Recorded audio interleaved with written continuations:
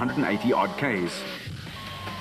However, at the finish line of day one, it was the almost unrecognizable Toyota father and son combination Hugo and Jaap de Bruin who won in 7 hours and 57 minutes. They were just 17 seconds ahead of a charging Grobler and Jordan in the Nissan Navara, who were chasing hard at the end.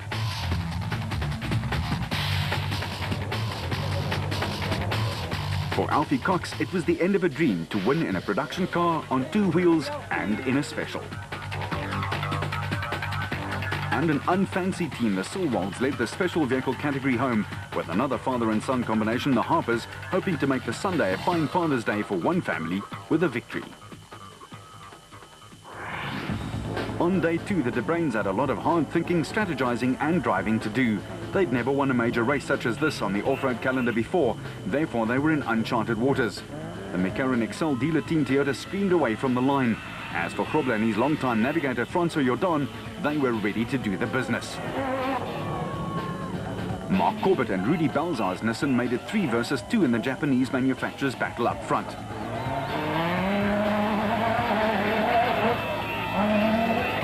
The Silwalds were through next, and despite an electrical niggle, they were very impressive on a route which never really allowed the specials to let it all hang out, but they were leading by a good 60 seconds.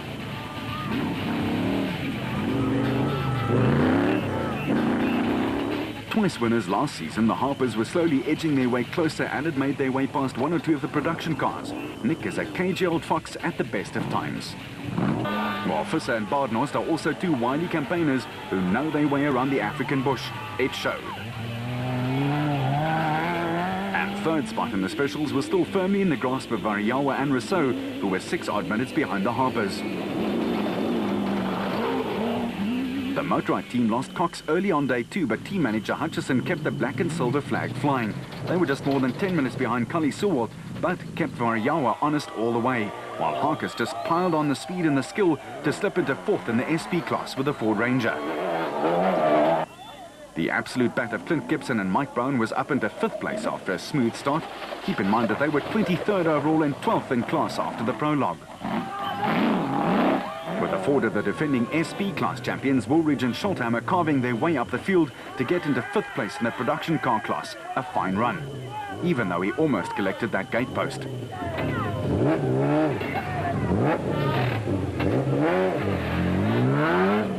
Marsh and Groenewald got the Regent Insurance lads and lasses smiling with a good performance, but that pesky post could have been the end of the road.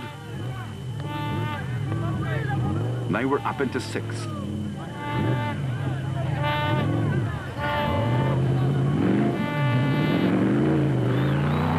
But in Class B, there were no surprises. The Cries, Jan and Hendrik, made it a fine Father's Day when they recorded their 4th win in as many races in 07. They're unstoppable.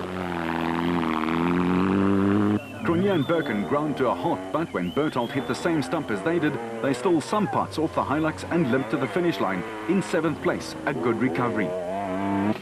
Bez Verseidnout and Johan de Bruin were next in the specials. Veredenko backed in 11th place, but second in the B class, 26 minutes behind the Cries.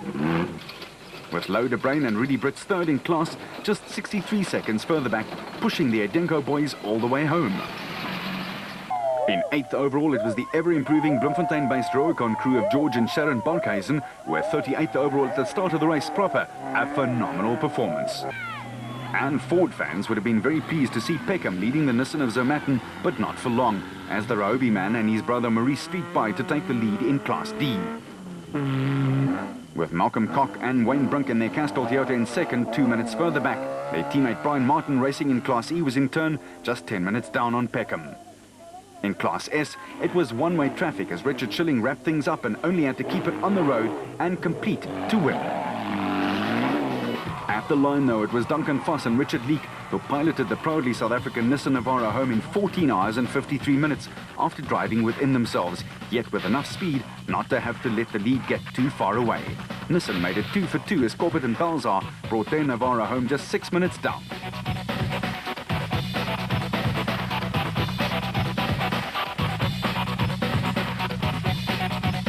And then it was the turn of Cully and Quinton Silwald, who enjoyed Father's Day in a great way, a winning way. The Silwalds had started off 15th overall and 9th in class, and it certainly was one of the best performances of the ABSA Off-Road Series in 07. took all sorts of ways to get there, but eventually they all did, even if it was on 3 wheels, as Richard Schilling eventually did right at the end.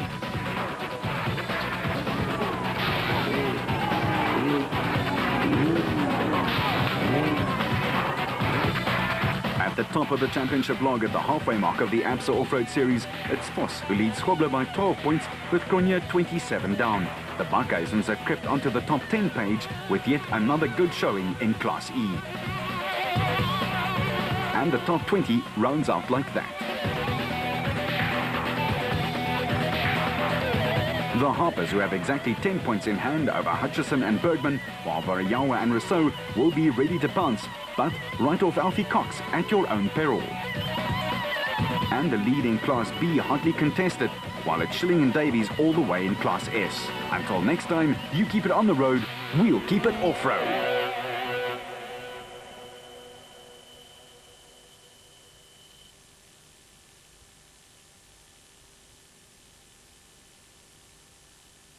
That